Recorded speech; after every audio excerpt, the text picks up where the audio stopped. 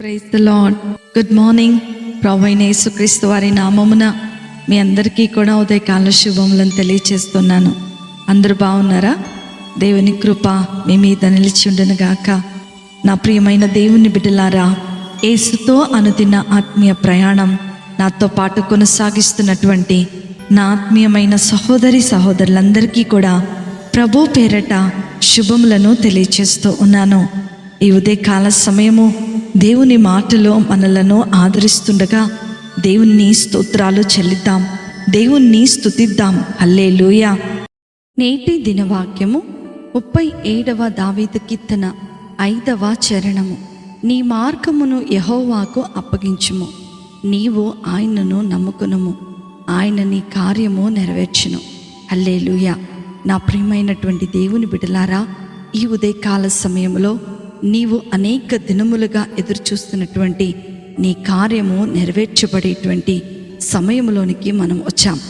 నీ మార్గమును ఎప్పుడైతే దేవునికి అప్పగిస్తావో, ఎప్పుడైతే ఆయనను నమ్ముకుంటావో, ఆయన ఖచ్చితంగా నీ కార్యములను నెరవేరుస్తాడు అని దావీదు మహారాజు అద్భుతమైనటువంటి మాటలు మనకు తెలియచేస్తూ ఉన్నాడు.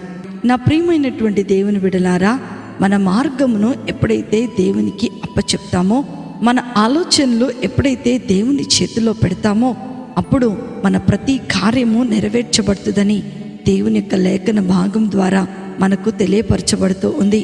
మన జీవిత ప్రయాణములో దేవుడు అనేకమైనటువంటి ఆజ్ఞలు, అనేకమైనటువంటి నియమ నిబంధనలను ఏర్పాటు చేసి ఉంటుండగా, ఆ నియమము ప్రకారము నడవలేక, ఆ నియమమును ఆచరించలేక అనేక సమయాలలో మన కార్యము ఆలస్యమైపోతూ ఉంటుంది.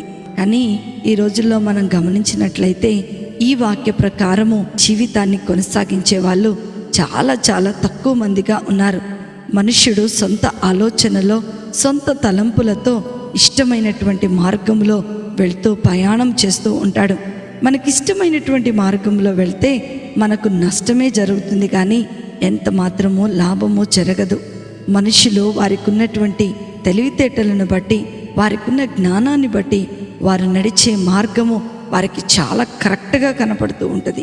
అయితే చివరి వరకు కూడా ఆ మార్గము వానికి సమస్యలలోనే నెట్టివేస్తుందన్న సంగతిని మనము గ్రహించలేకపోతూ ఉంటాం. అందుకనే సామెతల గ్రంథంలో సొలొమోను మహారాజు అంటాడు, ఒకని ఎదుట సరి అయినదిగా కనపడు మార్గము కలదు, అయితే అది మరణమునకు త్రోయును అంటున్నాడు. మానవుని యొక్క ఆలోచనలు, మానవుడు ఎన్నిక చేసుకున్నటువంటి సొంత మార్గాలన్నీ కూడా సమస్యను తెచ్చిపెట్టేవే, కార్యమును సఫలీకృతం చేయనటువంటివి. ఎందుకంటే ఈ లోకానుసారమైన మార్గములో నడిచే వారితో దేవుడెన్నడూ కూడా ఉండడు. దేవునికి సంబంధము లేని మార్గములో నడిచే వారి జీవితాలలో ఎప్పుడూ అపజయాలు ఉంటూనే ఉంటాయి. అందుకనే నీ మార్గమును యెహోవాకు అప్పగించాలి. అప్పుడు దేవుడు నిన్ను సరైన మార్గములో నడిపిస్తాడు అంటున్నాడు దావీదు మహారాజు. నీవు దేవుణ్ణి నమ్ముకుంటే ఆయన నీ కార్యాలు నెరవేరుస్తాడు. నీ మార్గాన్ని దేవునికి అప్పచెప్పినప్పుడు నీ జీవితము గొప్ప ఆశీర్వాదకరముగాను అద్భుతకరముగాను ఉండబోతుంది.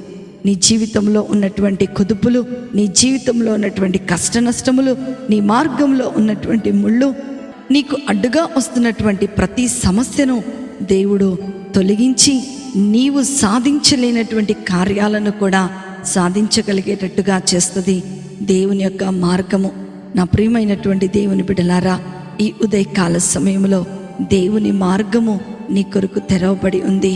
నీ ఆలోచనలను పక్కన పెట్టి, నీ యొక్క సొంత తలంపును పక్కన పెట్టుకొని, నీవు దేవుని వైపుకు చూస్తూ దేవుని నమ్ముకొని ఆయన ఎన్నిక చేసినటువంటి మార్గములోనే నీవు నడిచినట్లయితే అసాధ్యమైనది ఏదీ లేనటువంటి దేవుడు ఈరోజు నీ జీవితంలో అసాధ్యం అనుకుంటున్న దాన్ని సమస్తమును సాధ్యము చేయబోతూ ఉన్నాడు.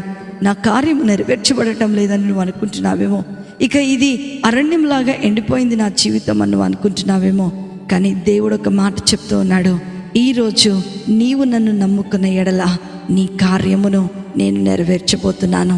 దేవునికి అసాధ్యమైనది ఏదీ లేదు. కాబట్టి మీ జీవితాన్ని దేవుని చేతిలో పెట్టినట్లయితే మీ జీవితాన్ని అద్భుతమైనటువంటి అందమైనటువంటి జయకరమైనటువంటి జీవితముగా ఆయన తీర్చిదిద్దుతాడు. అట్టి కృపా ధన్యత ఆశీర్వాదము వాక్యం వింటున్న ప్రతి బిడ్డకు దేవుడు అనుగ్రహించునుగాక. ఆమేన్. ప్రార్థన చేసుకుందామా.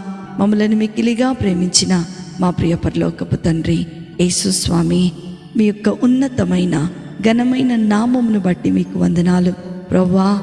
ఈ లోకంలో సరైన మార్గములో మమ్మలను నడిపించండి. మా మార్గములు అపచయాలు ప్రభువా, మా మార్గములో కార్యసాధకత లేదు ప్రభువా.